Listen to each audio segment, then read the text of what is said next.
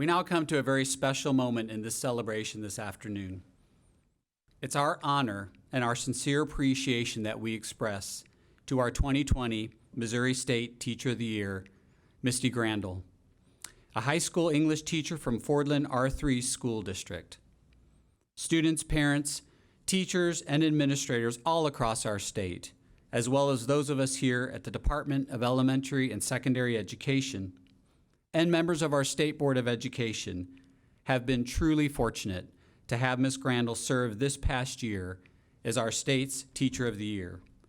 She is a tremendous advocate for our profession and a terrific representative of the great teachers we have in schools all across our state, and we most sincerely thank her for her service to all of us. And now, Missouri's 2020 Teacher of the Year, Misty Grandel.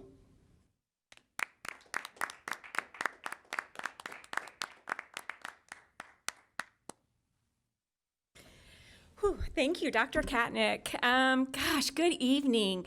You know, this is the first semi-face-to-face speech I've given since March, and so I have a few butterflies that remind me of when my students returned to the classroom in August. And it's just so special to be here, just like it was with them, and at the same time, it's a little bit strange. So, but gosh, what a journey 2020 has been. Last October, when I was so honored to be named the 2020 Missouri Teacher of the Year, I truly had no idea what was in store for me. I was expecting Washington, D.C., and going to Space Camp, meeting the president, going to Princeton, getting to advocate for teachers and for students, and really talking about equitable access to anyone who would listen. What I got was a pandemic, virtual learning, and so many Zooms. But I have to say what's truly amazing about that is that I feel like it's been a better experience than I would have had if it had been a normal year. I feel so fortunate. I have been so inspired by my experiences and by the teachers that I have been able to meet through this. So since March 13th, I have not been allowed to travel or to speak in person, but in a lot of ways, my experience has really, truly been so much more important. I've been given the opportunity to make a real difference in education this year. Not in a sluggish way, the way that usually policy is changed, but urgently, because we all recognize that we have to find a new path, that because of what is happening, change had to occur quickly. I got to meet with Dr. Van Dieven, the commissioner, regularly to discuss policy and to advocate for teachers and for rural schools. And I just want to take just a second to say how fortunate we are as a state, because Commissioner cares so much about teachers that she chooses to listen and to take into consideration what we have to say. And I am so impressed with her, and I feel like she's so incredible. And I have to say to her, she may remember last year, I still want to be the commissioner just like her when I grow up someday. So I also have met with the governor, and I have been able to discuss the specific needs of my school, rural schools in specifics, and then just schools in general as we headed back this fall. I've been on educator task forces, helping to develop guidelines and create resources for schools and teachers to use as we have returned to campus, if that has been our choice, or for those schools who have remained virtual. I've written articles and been interviewed for state and national publications in an effort to support teachers and parents as we have tried to figure this out together. And I've spoken on tons and tons of panels and encouraged teachers that way across the country. And actually, one of the best things is I've been able to create webinars to help teachers as we've figured this out. I've been able to meet with teachers across the state to figure out best practices during distance learning. And really, that's probably one of my favorite things that have occurred, because I feel like that idea of having a connected network of teachers has finally happened. And we are able to come together and to support each other in ways that we have never before. So what all of that means is that I've been on the front lines as our state and nation have navigated a new way to educate kids. I've been able to advocate for students and teachers as the situation has truly been life or death. And certainly I would never choose this path or what we've had to go through, but I can honestly say that the work I have been a part of is so much more important than Space Camp or a trip to DC could have possibly been. It's been an honor to try to get to make a difference for our schools and for our kids. So if anything, my passion has grown. My desire to make a difference and to see each kid as an individual and to understand each one in their specific situation has become a fervent need of my own.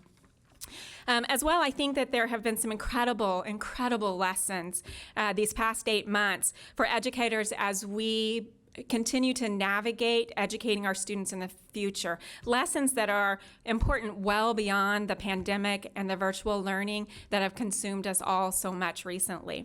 Some of those lessons are hard truths. What we now know, what we cannot ignore, is that our schools face deep inequities that a Band-Aid cannot fix. We know that rural schools and inner city schools don't have internet. At my school, 35%, yes, just 35% of students have high-speed internet at home. Those same schools don't have the teacher manpower to create or run their own virtual schools, and they don't even have the manpower often to offer classes like dual credit or AP in a regular school year. These issues won't go away when the pandemic does, and we cannot let them. We cannot choose in good conscience to continue to allow these inequities to occur for our kids. We must find a way to meet the needs of every student in our state, even if that means facing those hard truths and difficult changes to the established way that things have always been. Some of those lessons, though, in 2020 have been so inspiring and so hopeful as well. We also know that we have a population of students who absolutely thrive. I mean, they thrive in the virtual environment. We know that we must continue to give them access to that environment. And within that opportunity, provide the best education possible. We need to focus on each individual child in that realm as well and meet the needs of those kids specifically in that realm. Some of those lessons in 2020 have been a little bit of both. They've had some good and they've had some bad about them. We recognize our students were struggling emotionally. They were struggling with mental health during distance learning. And so social emotional learning became a buzzword. And then it became something so much more. It finally became something every district recognizes must be embraced.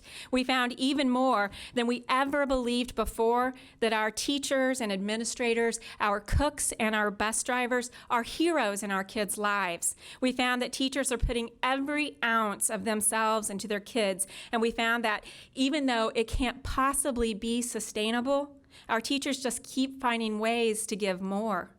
We now know that even though we may not all agree on the way to deal with every situation, we now know that even though every district is a little bit different and there is no one size fits all, that in the end, each one of us wants what is best for kids and are willing to do whatever it takes, spend however many hours are in a day to give it to them. And isn't that what we're celebrating tonight?